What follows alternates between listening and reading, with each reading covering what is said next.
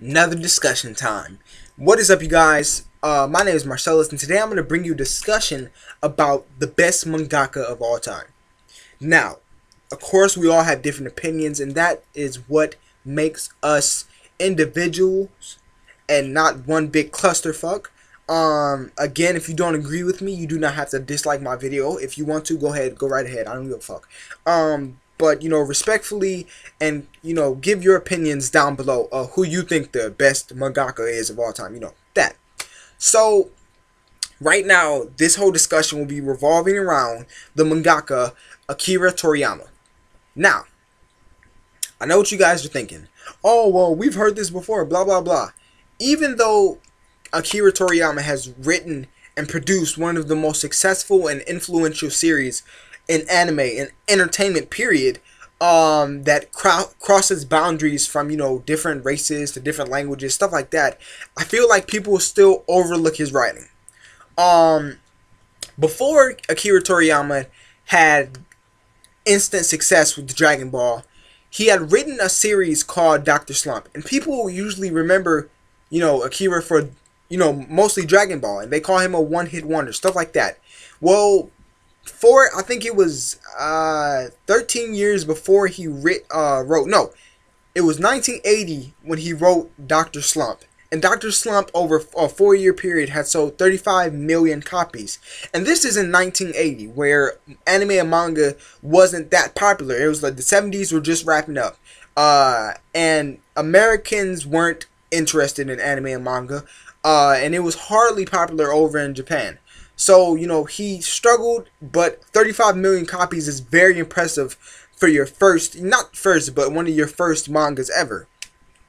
So 4 years later, Dr. Slump had wrapped up, and in 1984, Akira Toriyama had created a series called Dragon Ball, which had instant success. It started off as a gag manga, if you guys don't know, because most of you guys haven't seen Dragon Ball, including me. I haven't seen Dragon Ball, but it started off as a gag manga, which turned into a more serious martial arts manga after that. But that series lasted for 11 years, 1984 to 1995, if I believe so. And over this period of time, he had sold 230 million copies. That is the second best-selling manga of all time. I believe the first one is One Piece. But this is back in the day where manga is still not that popular. 1984, not a lot of people are thinking about manga. This is when manga is starting to finally break, not break out, but a lot of classic series are being written. And 230 million copies are sold of this to this day. And only 156 of those million were sold in Japan, which means the rest of them have been sold around the world. Which means Akira Toriyama had broke boundaries and broke, language barriers, stuff like that, race barriers, stuff like that. Because us Americans, we weren't interested in anime and manga. We had Speed Racer, Astro Boy, stuff like that. We weren't very interested in that before Dragon Ball came out.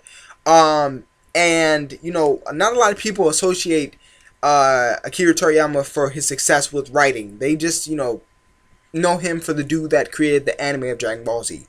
If it wasn't for Akira Toriyama, I can guarantee you this: 50% of the shonens wouldn't be as good as they are today, or they wouldn't even exist, because he set a standard for shonens. Now, I'm not saying it was just him. The person that wrote JoJo's Bizarre Adventure, fucking Fist of the North Star, people like that, all these different things. And in the 90s, I believe, this is when series like Naruto start coming out, Bleach start coming out.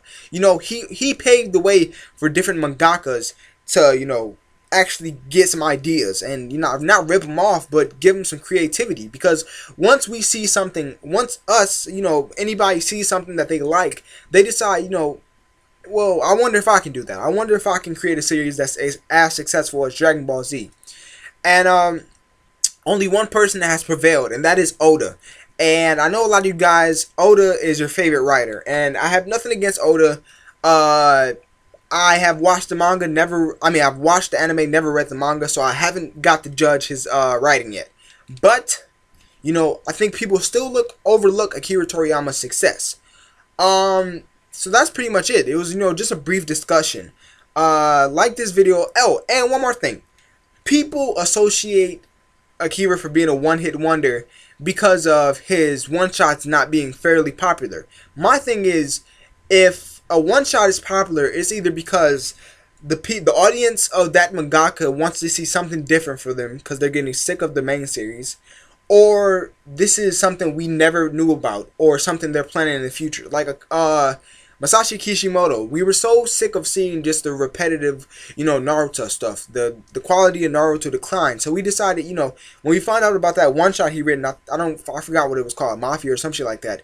We all jumped on it. We all immediately want to see what Kishimoto did in his past and what kind of skills he had, and we wanted to see somebody else besides Naruto Uzumaki and stuff like that.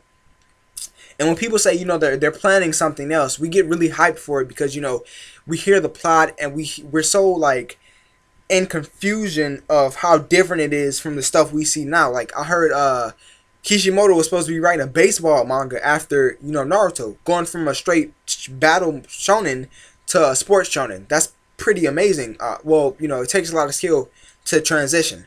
So, I didn't really expect Akira Toriyama's one-shots to be very popular because his series had already wrapped up.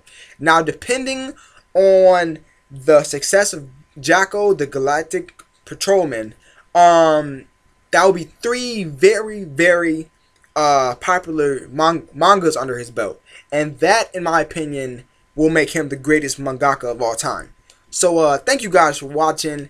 Like the video if you enjoyed it. Comment down below what you think of Akira Toriyama and who is the greatest mangaka of all time.